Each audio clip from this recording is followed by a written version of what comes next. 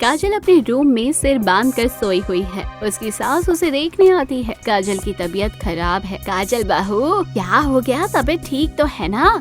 क्या हुआ? जी मम्मी जी, तबीयत ठीक नहीं लग रही है, सर दर्द से फटा जा रहा है। तुम रुको, मैं तुम्हें दवाई दे देती हूँ, उससे तुम्हें आराम मिलेगा। दवाई मैंने खा ली है मम्मी जी, बस थोड़ी देर सोना चाहती हूँ ताकि आराम मिल जाए, फिर उठकर खाना भी तो बनाना है। नहीं बहू, तुम आराम करो, तुम्हारी तबीयत ठीक नहीं है, आज खाना मैं बना लूंगी। थैंक यू मम्मी जी, मेरे सिर में बहुत तेज दर्द हो रहा है, मैं थोड़ी देर सो जाती हूँ। सास वहाँ से चली जाती है और बहू अपने असली रूप में आती है। मुस्कुराते हुए खुद से कहती है, तू तो बहुत अच्छी एक्टर है काजल, कैसे सास को बेवकूफ बना दिया। चलो अच्छा है, आज शाम के खाने से तो छुट्टी मिली। हंसते हुए काजल चादर ओढ़कर सो जाती है। अगले दिन काजल किचन में खाना बना रही होती है और अपने आप से कहती है, पता नहीं इस खाने से कब छुटकारा मिलेगा। मेरा बस चले तो मैं खाने वाली बाई लगवा दूं और आराम करूं दिन भर, लेकिन मेरी सास माने तब ना। काजल की सास किचन में आती है। काजल बेटा, खाना बन गया क्या? जी मम्मी जी, बस बन गया, अभी लगा देती हूँ। अच्छा बेटा सुनो, शाम को मेरी बहुत पुरानी 2 सहेलियाँ आ रही हैं, उनके नाश्ते पानी का इंतजाम कर लेना, कुछ बाहर से मंगवा लेना, कुछ घर पर बना लेना, उनकी खातिरदारी में कोई कमी नहीं होनी चाहिए। जी मम्मी जी, आप बिल्कुल भी चिंता मत कीजिए, मैं अच्छे से तैयारी कर लूंगी। इतना बोलकर काजल की सास बाहर चली जाती है और काजल का चेहरा उतर जाता है। अरे यार, अब ये सासू माँ की सहेलियाँ कहाँ से आ टपकी? अब उनके लिए अलग से नाश्ते की तैयारियाँ करो, उनकी खातिरदारी करो, मुझसे नहीं होगा इतना सब कुछ, कोई ना कोई बहाना तो बनाना ही पड़ेगा। शाम को काजल अपनी सास के पास आती है। उसके चेहरे पर परेशानी है।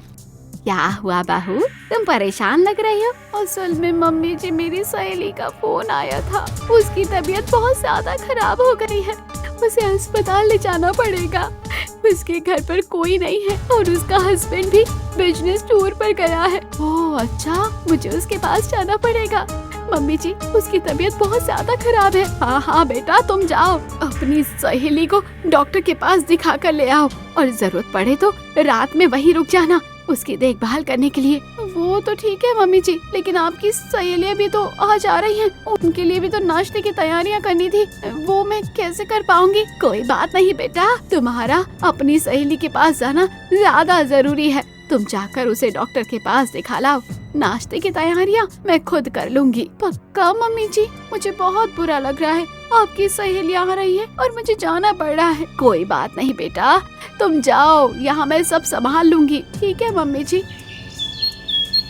काजल अपनी सहेली के घर पर है, जहाँ पर उसकी एक और सहेली बैठी है और सब आपस में मस्ती कर रही हैं, गप्पे लड़ा रही है और पार्टी चल रही है। ये तूने बहुत अच्छा किया जो यहाँ आ गई, कितने दिनों बाद हम लोग सब मिलकर बातें कर रहे हैं, मस्ती कर रहे हैं। हाँ यार मोना, वरना अभी मैं अपनी सास की सहेलियों की खातिरदारी कर रही होती। लेकिन तू आ कैसे गई? तेरी सास ने तुझे आने कैसे दिया? वो तो टॉप सीक्रेट है, किसी को बताने का नहीं है। अरे हमें बता दे यार, तेरा टॉप सीक्रेट, हम भी घर में काम कर कर के परेशान हो गए हैं, हम भी तेरा सीक्रेट इस्तेमाल करके मौज करने जाया करेंगे। सभी हंसने लगते हैं।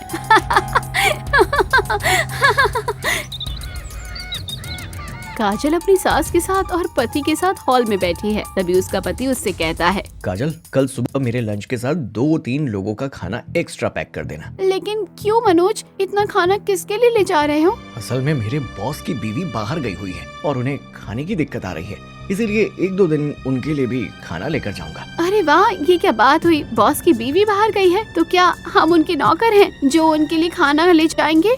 बात को समझा करो काजल, ये बॉस को इम्प्रेस करने का अच्छा टाइम है, इसी बहाने अपने प्रमोशन की भी बात कर लूंगा। वैसे भी बेटा, किसी को खाना खिलाना पुण्य का काम होता है, अगर 1-2 दिन थोड़ा ज्यादा खाना देना भी पड़े तो इसमें कौन सी बड़ी बात है। ठीक है मम्मी जी, जैसा आप कहें।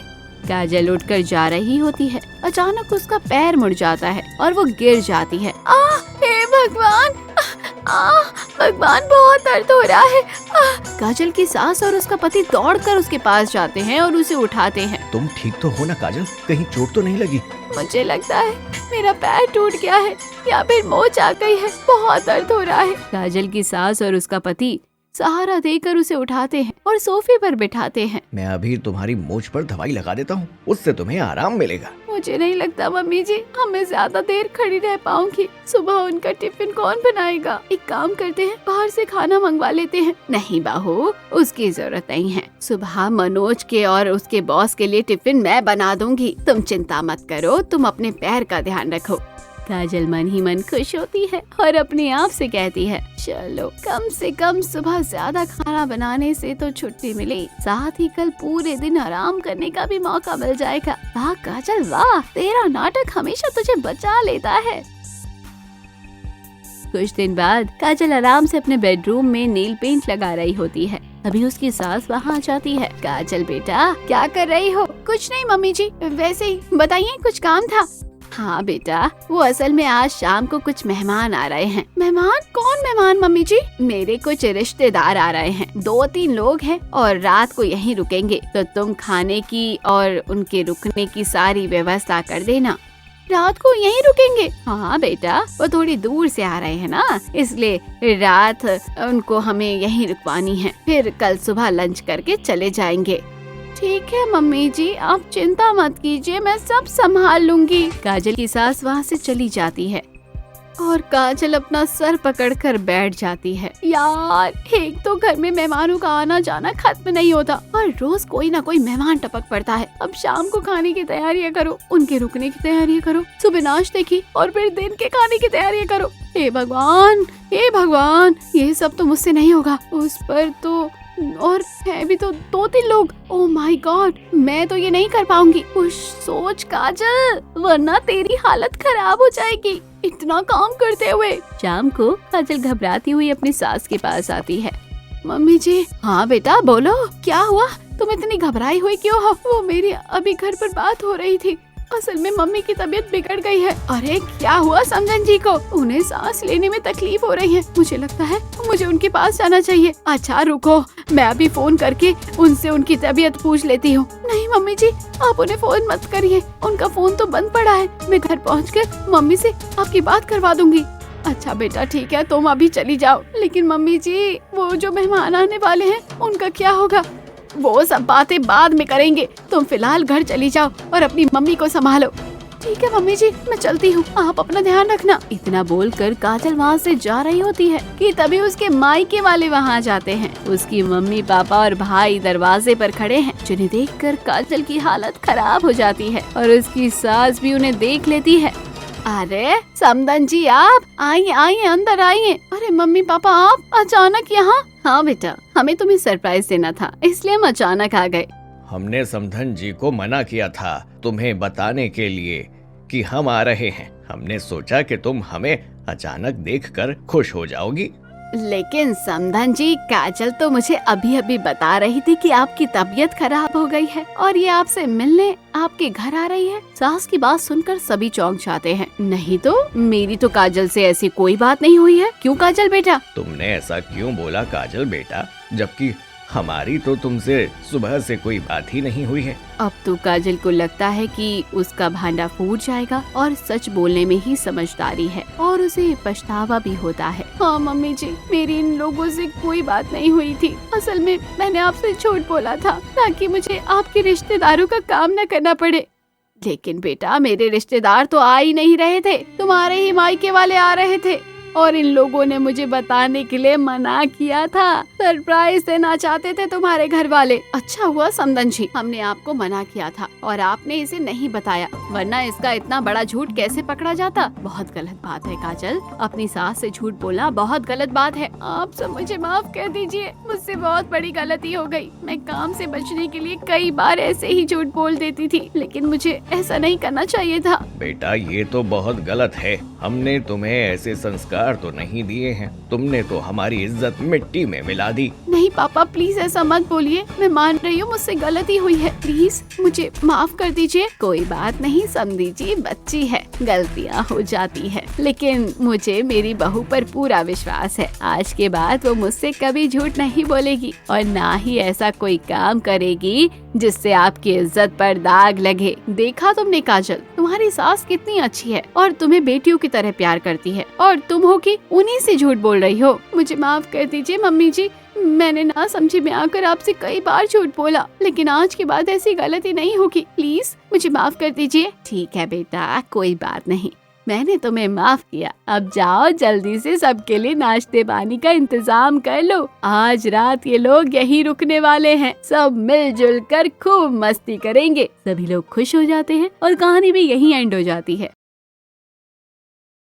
सुभद्रा देवी अपने बेटे वरुण की शादी करके बहुत खुश थी। वो बहू दिव्या के लिए रोज कुछ न कुछ नई डिश बनाती थी। अरे भाई, आज खाने में क्या बना है? आज मैंने केले के कोफ्ते बनाए हैं, बहू को पसंद आएंगे। क्यों नहीं पसंद आएंगे? तुम खाना ही इतना अच्छा जो बनाती हो। लगता है मम्मी जी को खाना बनाने का बहुत शौक है। खाना बनाने का शौक है और तीनों समय ताजा खाना खाने का भी शौक है। ससुर जी की बात सुनकर दिव्या परेशान हो जाती है। क्या मम्मी जी बासी खाना नहीं खाते? अरे बहू, तू क्यों इतना परेशान हो रही है? कुछ नहीं, मैं तो बस यूं ही पूछ रही थी। तुझे अपनी सासू माँ के लिए हमेशा ताजा खाना बनाना होगा। आप मेरी बहू से ऐसे क्यों कह रहे हैं? वो तो खुद मेरे लिए ताजा खाना बनाएगी। क्यों, बनाएगी ना बहू? हाँ मम्मी जी, बनाऊंगी ना ताजा खाना। दिव्या अब ये सोच सोच कर परेशान हो जाती है कि उसे रोज तीनों वक्त का खाना ताजा बनाना पड़ेगा, क्योंकि उसकी सास तो बासी खाना खाती नहीं है। अरे दिव्या, माँ के लिए रसोई में काम करती है, तुम माँ की मदद कर दिया करो। हाँ, क्यों नहीं। दिव्या अब खाना बनाने में सास सुभद्रा देवी की मदद करने लगी है। धीरे धीरे रसोई का सारा काम दिव्या के ऊपर जिम्मेदारी आ जाता है और तीनों वक्त का खाना दिव्या को बनाना पड़ता है। मम्मी जी, आज खाने में क्या बनेगा? खाना? अभी तो सुबह का नाश्ता भी नहीं हुआ। बहू, पहले नाश्ता बना ले। नाश्ते में आलू के पराठे बना ले और उसके साथ धनिया की चटनी बना लेना। दिन के खाने में चने की दाल, गोभी की सब्जी और चावल बना लेना और रात के खाने में मटर पनीर और रोटी बना लेना। सुभद्रा देवी ने दिन भर का मेन्यू सुना दिया। दिव्या रसोई में जाती है। सारा दिन खाना बनाना पड़ेगा, ये सब मुझसे नहीं हो पाएगा। उस दिन दिव्या को तो सब कुछ बनाना पड़ता है। सुबह आलू के पराठे और धनिया की चटनी, दोपहर में दाल चावल और सब्जी, रात का खाना बनाने के लिए दिव्या जब रसोई में जाती है। दिन भर खाना बना के मैं थक गई हूँ। कल भी सुबह से यही सब करना होगा। एक काम करती हूँ, आटा ज्यादा गूंथ लेती हूँ और मटर पनीर की सब्जी भी ज्यादा बना लेती हूँ, कल काम आएगा। दिव्या ढेर सारा आटा गूंथ लेती है और सब्जी भी ज्यादा बना लेती है। रात को सब खाना खाते हैं और बचा हुआ खाना दिव्या फ्रिज में रख देती है। सुबह जब सुभद्रा देवी फ्रिज खोलती है तो देखती है कि उसमें मटर पनीर की सब्जी और आटा रखा हुआ है। अरे बहू, ये तूने रात का खाना फ्रिज में क्यों रखा है? क्या करती मम्मी जी, खाना बच गया था, उसे फेंक तो नहीं सकती थी ना। तो तूने इतना सारा खाना बनाया ही क्यों? खाना उतना ही बनाती जो रात में ही खत्म हो जाता। कोई बात नहीं मम्मी जी, ये खाना हम आज खाएंगे, लेकिन मैं बासी खाना नहीं खाती। मम्मी जी, मैं सब्जी गरम कर दूंगी और आटे की पूरी तल दूंगी, आपको पता भी नहीं चलेगा कि खाना बासी है। दिव्या बासी आटे का पूरी तला देती है और मटर पनीर की सब्जी को गरम कर देती है और सबको नाश्ते में परोस देती है। आज सुबह फिर मटर पनीर बना लिया। अरे कुछ और बना लेती। आज सुबह नहीं बनाई, ये कल रात का ही खाना है। वरुण कुछ नहीं कहता, नाश्ता करके ऑफिस चला जाता है। लेकिन बासी खाना खाने के बाद सुभद्रा देवी की पेट में दर्द होने लगती है। अरे क्या हुआ तुम्हें? है, मेरे पेट में बहुत दर्द हो रहा है। बहू से कहा था बासी खाना मत खिलाना, लेकिन उसे अपने आराम की पड़ी है। चलो, मैं तुम्हें डॉक्टर के पास लेकर चलता हूँ। प्रमोद सुभद्रा देवी को डॉक्टर के पास ले जाते हैं और उन्हें दवाई दिलवाते हैं। घर आने के बाद, बहू, अब खाने में खिचड़ी बना ले। तेरी मम्मी की तबीयत बहुत खराब है। और हाँ, आज रात में भी कुछ हल्का बना लेना। जी पापा। दिव्या खिचड़ी बना लेती है और रात के खाने में उसने दाल चावल बना लिए, लेकिन इतना सारा खाना बना लिया कि वो अगले दिन भी खाया जा सके। दूसरे दिन, अरे बहू, ये फ्रिज में दाल चावल तूने कब रखे? मम्मी जी, कल रात बनाई थी। फिर से बासी खाना? मम्मी जी, मैं दाल में तड़का लगा दूंगी और चावलों को आलू प्याज डालकर फ्राई कर लूंगी। खाना एकदम ताजा लगेगा और सब्जी बनाने की जरूरत भी नहीं होगी। अरे बहू, तू समझती क्यों नहीं? बासी खाना खाने से मेरी तबीयत खराब हुई थी। ठीक है मम्मी जी, मैं आपके लिए अभी खिचड़ी बना देती हूँ। दिव्या सुभद्रा देवी के लिए फिर से खिचड़ी बना देती है और रात के बाद का खाना फिर से ताजा करके सबको खिला देती है। ऐसे ही दिन गुजर रहे थे। दिव्या खुद भी बासी खाना खाती और घर वालों को भी खिलाती थी। अब तो उसने होटलों से भी खाना मंगवाना शुरू कर दिया था। एक बार की बात है, दिव्या ने बाहर से चाउमीन मंगवाए। ये इतने बड़े डिब्बे में क्या है? मम्मी जी, इसमें चाउमीन है, लेकिन घर में तो कोई चाउमीन नहीं खाता और तूने इतना सारा मंगवा लिया। मम्मी जी, आज रात मैंने आप लोगों के लिए आलू मटर की सब्जी और रोटी बनाई है और मैं चाउमीन खाऊंगी। दिव्या ने रात में सबको सब्जी रोटी खिलाई और खुद चाउमीन खाई, लेकिन चाउमीन काफी ज्यादा थी, इसलिए बच गई। बची हुई चाउमीन उसने फ्रिज में रख दी। अगले दिन उसने उस चाउमीन को गर्म करके नाश्ते में खा लिया। देख बहू, तू हमें घर का बासी खाना खिलाती थी तब तो ठीक था, लेकिन तू अब होटलों का बासी खाना खाएगी तो तेरी तबीयत बिगड़ जाएगी। अरे मम्मी जी, आप बेकार में ही टेंशन लेती हो, मुझे कुछ नहीं होगा। उस दिन वरुण के कुछ दोस्त रात के खाने पर घर आने वाले थे। ये सुनते ही दिव्या खुश हो जाती है। आज तो इतना सारा खाना बना लूंगी कि अगले 4 दिनों तक खाना बनाने की जरूरत ही नहीं पड़ेगी। उस दिन दिव्या खाने में काफी वैरायटी बनाती है, लेकिन खाना ढेर सारा बना लेती है। वरुण के दोस्त खाने की बहुत तारीफ करते हैं। अरे वाह भाभी जी, आपने खीर तो बड़ी ही लाजवाब बनाई है और पालक पनीर की सब्जी, वाह वाह वाह वाह वाह वाह। ऐसा लग रहा है जैसे रेस्टोरेंट में बैठकर खाना खा रहे हैं। हाँ, और ये कश्मीरी दम आलू, आहा, ऐसा लग रहा है जैसे सीधा कश्मीर से आई है। थैंक यू भाई साहब।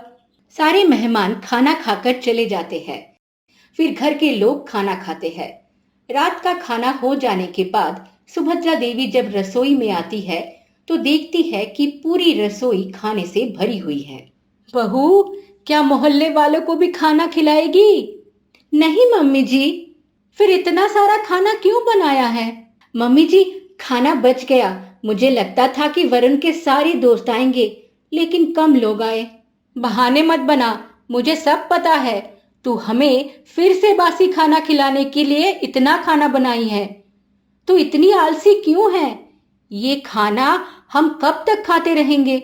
मम्मी जी, अच्छा ही है ना, आपको स्वादिष्ट खाना खाने को मिल रहा है। आपने देखा नहीं, वरुण के दोस्त खाते कितने तारीफ कर रहे थे। दिव्या बहू, ये बासी खाना अब तू ही खाना, मैं तो अपने लिए ताजा खाना बनाऊंगी। घर में खाना रहते हुए आप फिर से खाना बनाएंगी? जब तक ये खाना खत्म नहीं हो जाता, दोबारा खाना बनाने का क्या मतलब मम्मी जी? सुभद्रा देवी गुस्से में अपने कमरे में चली जाती है और दिव्या सारा खाना फ्रिज में रखने लगती है। ओह, खाना कुछ ज्यादा ही बन गया, फ्रिज में भी नहीं समा रहा। उसे कुछ खाना फ्रिज से बाहर भी रखना पड़ता है। दूसरे दिन दिव्या आराम से सोकर उठती है और सबको वही बासी खाना परोसने लगती है। दिव्या बहू, मैं और तेरे पापा ये खाना नहीं खाएंगे। मैंने हम दोनों के लिए ताजा खाना बना लिया है। ये खाना तू और वरुण खा लेना। अब रात का बासी खाना सिर्फ दिव्या और वरुण खाते हैं। सुभद्रा देवी तीनों वक्त अपने और प्रमोद के लिए ताजा खाना बनाने लगी और रात का बासी खाना सिर्फ दिव्या और वरुण को ही खाना पड़ रहा था। मुझे बासी खाना खाते हुए 2 दिन हो गए हैं, अब मैं और इसे नहीं खा सकता। लेकिन खाना तो बहुत बचा है। मैं कुछ नहीं जानता, तुझे इतना सारा खाना बनाने के लिए किसने बोला था? वरुण ऑफिस चला जाता है। अब दिव्या को बासी खाना खुद ही खाना पड़ता है। लेकिन शाम होते ही दिव्या की तबीयत काफी बिगड़ जाती है। वो उल्टियां करने लगती है। सुभद्रा देवी वरुण को फोन करके सब कुछ बताती है। वरुण ऑफिस से जल्दी घर आ जाता है और दिव्या को डॉक्टर के पास ले जाता है। डॉक्टर दिव्या का चेकअप करता है। इन्हें फूड पॉइजनिंग हो गई है। लगता है इन्होंने काफी बासी खाना खाया है। मैं कुछ दवाइयाँ लिख रहा हूँ। इन्हीं 2 दिन तक खाना है और ध्यान रहे बासी खाना बिल्कुल नहीं खाना है। वरुण दिव्या को लेकर घर आता है और फ्रिज में रखा सारा बासी खाना फेंक देता है। उस दिन के बाद से दिव्या की बासी खाने की आदत छूट जाती है। अब वो रोज तीनों वक्त ताजा खाना बनाने लगती है। इस कहानी से हमें ये सीख मिलती है कि आलस्य बुरी बला है। हमें गलत आदतों को तुरंत छोड़ देना चाहिए, वरना ये गलत आदतें हमारे लिए बड़ी मुसीबत खड़ी कर देती है।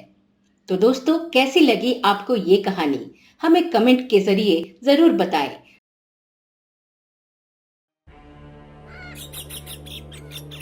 सुनिए जी, मुझे घर खर्च के लिए कुछ पैसे चाहिए। तुम्हें फिर से पैसे चाहिए? अभी पिछले हफ्ते तो दिए थे तुम्हें 1000 रुपए। तुम्हें क्या लगता है पैसे पेड़ पर उगते हैं जो अभी तुम्हें तोड़ कर दे दूं? वो 1000 रुपए तो बिजली के बिल में चले गए और अब मुझे राशन के लिए कुछ और पैसे चाहिए थे। मेरे पास तुम्हें देने के लिए अब कोई पैसा नहीं बचा।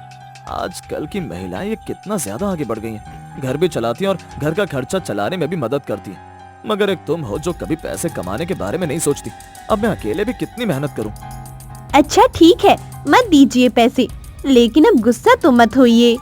इस तरह विनय शिवानी की छोटी सी बात पर खरी खोटी सुनाकर अपने ऑफिस चला जाता है और शिवानी विनय की ये सारी बातें सुनने के बाद पूरे दिन उदास रहती है। सब ठीक तो है ना? सब ठीक है माँ जी। सच सच बता, क्या बात है? कुछ नहीं माँ जी, बस यूं ही मन नहीं लग रहा। मन नहीं लग रहा? अच्छा तो एक काम कर, रसोई में आम के अचार का डिब्बा रखा है, उसमें अचार तो खत्म हो गया, लेकिन अभी अचार का मसाला बचा हुआ है, तो उसमें गाजर मूली काट कर डाल दे। मसाला भी काम में आ जाएगा और अचार भी बन जाएगा, और तू भी काम करती रहेगी तो तेरा मन भी ठीक हो जाएगा। शाम को खाने के वक्त, ये क्या, आज फिर वही आलू की सब्जी बना दी तुमने खाने में? या तुम्हें कुछ और नहीं मिलता बनाने के लिए? कम से कम खाना तो अच्छा दे दिया करो शिवानी। घर में सब्जी में आलू ही रखे थे, बाजार में आलू सस्ते भी हैं, इसीलिए मैंने यही बना दिए।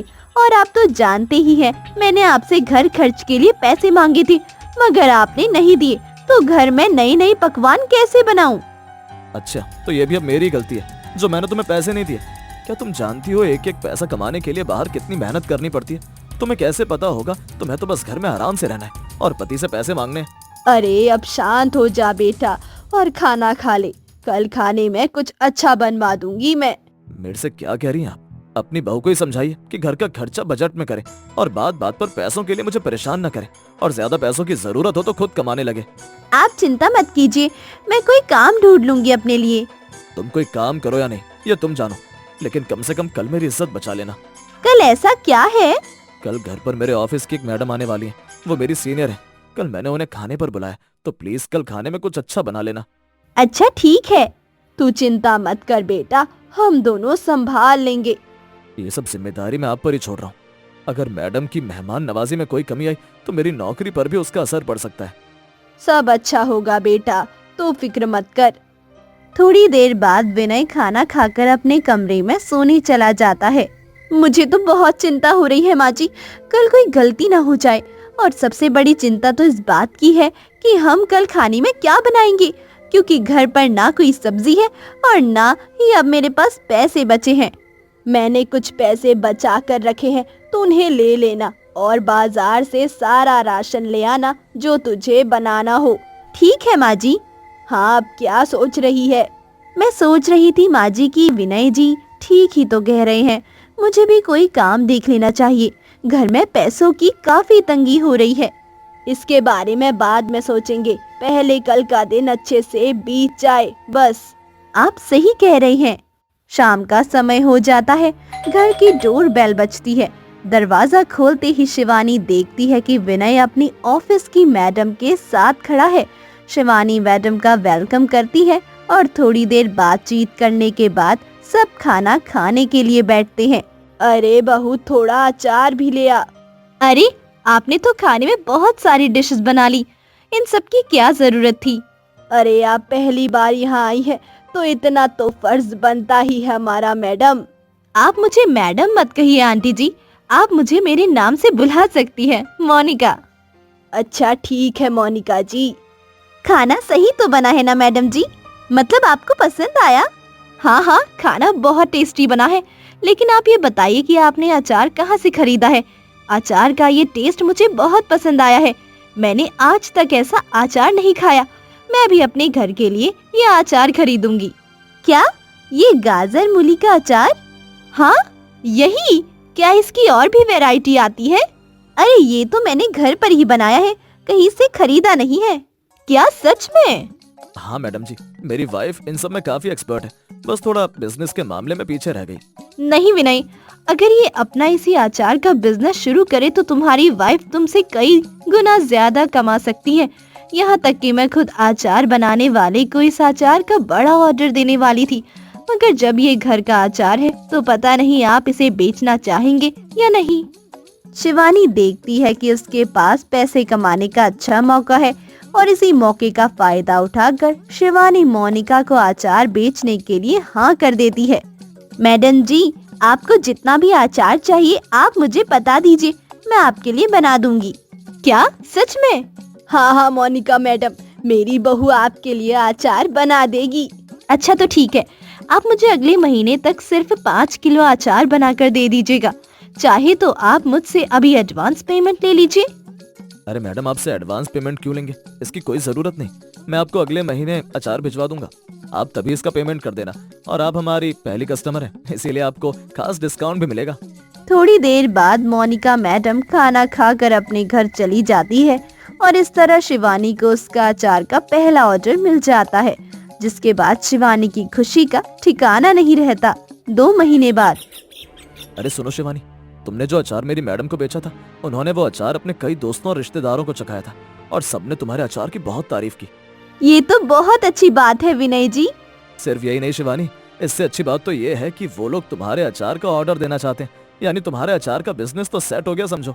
क्या सच में विनय जी? हाँ सच में। तो अब अचार बनाना शुरू कर दो और तैयार रहो, क्योंकि यही काम धीरे धीरे तुम्हारा बड़ा बिजनेस बन जाएगा। भगवान करे ऐसा ही हो, कम से कम इससे मैं आपकी मदद तो कर पाऊँ घर का खर्चा चलाने में। पुरानी बातों को भूल जाओ और हाँ, मुझे उन सब के लिए माफ भी कर दो। मुझे तुमसे इस तरह बात नहीं करनी चाहिए थी। कोई बात नहीं विनय जी। शिवानी की तरक्की देखते हुए विनय को एहसास हो जाता है कि जो भी विनय ने पहले शिवानी से कहा था वो गलत था। दूसरी तरफ शिवानी के अचार के बिजनेस में उसकी सास मीना उसका बहुत साथ दे रही थी, जिससे धीरे धीरे शिवानी के अचार का बिजनेस बढ़ता जा रहा था। कुछ दिन बाद मीना फोन पर बात करते हुए, हेलो जी बताइए। जी मशहूर शिवानी के हाथ का अचार यही मिलता है, आप बताइए आपको कितना चाहिए? क्या 10 किलो?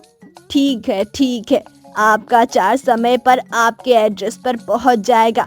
आप अपना एड्रेस लिखवा दीजिए। आज कितना ऑर्डर आया है माँ जी?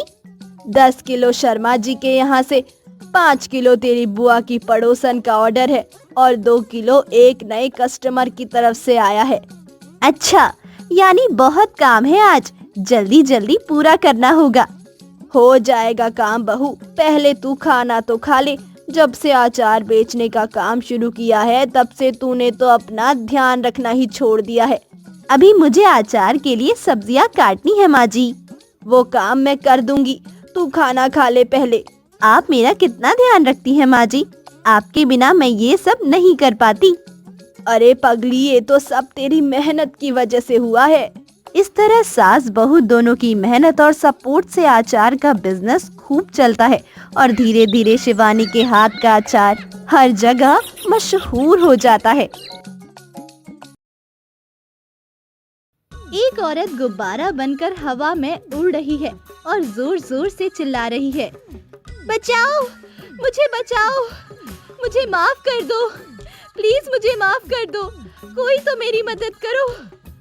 आखिर ये औरत गुब्बारा बनकर हवा में कैसे उड़ने लगी?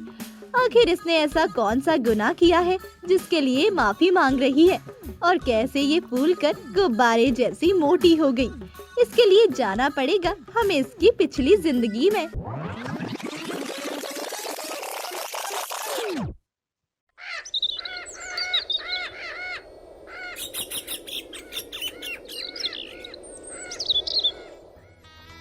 आशा नाम की लड़की की शादी रमेश नाम के एक लड़के से हुई थी। आशा की शादी एक अच्छे रईस खानदान में हुई थी, जहाँ पर किसी चीज की कोई कमी नहीं थी। काम करने के लिए नौकर चाकर लगे हुए थे और सास ससुर भी आशा को अच्छी तरह रखते थे। उन्होंने कभी भी आशा को बहू नहीं समझा, बल्कि बेटी की तरह प्यार दिया। इतना ही नहीं, आशा का देवर प्रकाश भी उसका बहुत सम्मान करता था। बहू, तुम्हें किसी भी चीज की जरूरत हो तो तुम बिना किसी हिचक के मुझे बोल देना, ये तुम्हारा ही घर है बेटा। आशा ने कभी नहीं सोचा था कि वो इतने रईस खानदान की बहू बन जाएगी, लेकिन आशा को अपने परिवार को संभालना नहीं आया और अपनी हरकतों की वजह से उसने सब खराब कर दिया। आशा को बहुत ज्यादा खाना खाने की आदत थी और उसने अपनी आदत को अपने पूरे परिवार से छिपा कर रखा। यहाँ तक कि अपने पति रमेश को भी इसकी भनक नहीं लगने दी। आशा छुप छुप कर सारा खाना खाया करती। वो नौकर से झूठ बोलकर ज्यादा खाना बनवाती और सारा खाना चट कर जाती। मानना पड़ेगा, भगवान ने मेरा शरीर ऐसा बनाया है कि कितना भी खा लूं, कभी मोटी नहीं होती हूँ। यही तो खूबी है मेरी। लोग तो एक टाइम खाना खाकर भी फूल के गुब्बारे हो जाते हैं और मुझे देखो, मैं कितना भी खा लूं, हमेशा सुंदर और सुडौल ही बनी रहती हूँ। आशा को अपने शरीर पर बहुत घमंड था। उसे लगता था कि वो सबसे सुंदर है और कितना भी खा ले कभी मोटी नहीं होती, जिसके चलते वो कभी कभी दूसरों का मजाक भी बनाया करती थी। एक दिन आशा के घर उसके रिश्तेदार आए, जहां उनके साथ उनकी बहू भी थी, जो थोड़ी मोटी थी। उसे देखकर आशा से रहा नहीं गया और उसका मजाक बनाने लगी। अरे चाची, आपकी बहू कितनी मोटी हो रही है, आप इसे समझाती क्यों नहीं? खाना थोड़ा कम खाया करे और थोड़ा एक्सरसाइज वगैरह भी किया करे। अभी से मोटी हो जाएगी तो आगे चलकर परेशानी आएगी। आशा की ये बात सुनकर सभी सुन रह गए और आशा की सास को भी ये बात अच्छी नहीं लगी। मेहमानों के जाने के बाद आशा की सास ने उसे समझाया, बेटा, इस तरह से किसी के शरीर का मजाक नहीं बनाया करते। हो सकता है उनकी बहू को कोई परेशानी हो, इसीलिए उसका शरीर फूल रहा हो। ऐसे किसी का मजाक बनाना अच्छी बात नहीं है। इस पर आशा ने तुनक कर कहा, मैंने कुछ गलत तो नहीं कहा था ना माँ? उनकी बहू मोटी है तो उसे मोटी ही कहूंगी ना। दो टुक जवाब देकर आशा वहाँ से चली जाती है और उसकी सास सोच में पड़ जाती है। एक दिन उसकी सास किचन में सामान देख रही होती है, तभी देखती है कि किचन में खाने का सारा सामान खत्म हो चुका है। वो नौकर को बुलाकर पूछती है, अभी एक हफ्ते पहले ही तो सारा सामान भरवाया था, फिर ये इतनी जल्दी कैसे खत्म हो गया? घर में गिनती के 4 लोग हैं, उसमें भी 1 महीने का किराना 10 दिन में ही खत्म हो गया, ऐसा कैसे? कोई भी नौकर को जवाब नहीं दे पाता। तभी वहाँ आशा आ जाती है। मम्मी जी, मुझे लगता है ये नौकर अपने साथ सामान चोरी करके ले जाते हैं। मुझे तो इनकी नियत पर ही शक है। ये बात सुनकर सभी नौकर डर जाते हैं और हाथ जोड़कर कहते हैं। आशा की सास को उसकी ये बात अच्छी नहीं लगती और वो बाद में आशा को समझाती है, बेटा, ऐसे किसी पर इल्जाम नहीं लगाते। ये नौकर कई सालों से हमारे यहाँ काम कर रहे हैं, ये चोरी क्यों करेंगे? आशा तुरंत जवाब देती है, आपको क्या लगता है, क्या सारा सामान किराना मैं खा गई हूँ?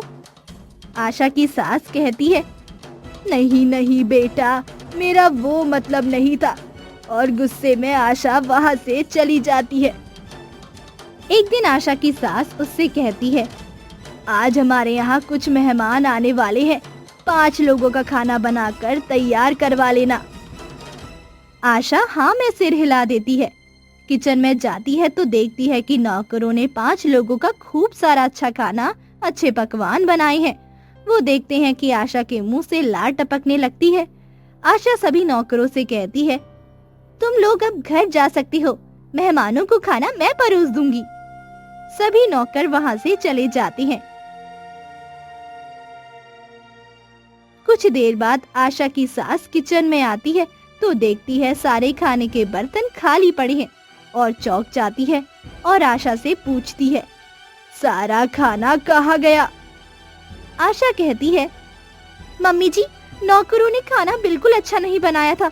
सब्जी में नमक ज्यादा था, पूरियां कच्ची थी, तो मैंने सारा खाना गाय को डाल दिया। ये सुनकर सास बहुत चक्की रह जाती है और कहती है, मेहमान बाहर आकर बैठ गए हैं, अब हम उन्हें क्या खिलाएंगे? आशा कहती है, होटल से खाना मंगवा लेते हैं, उनके सामने अपनी इज्जत बचाने का बस यही तरीका बचा है। आशा की सास सोच में पड़ जाती है।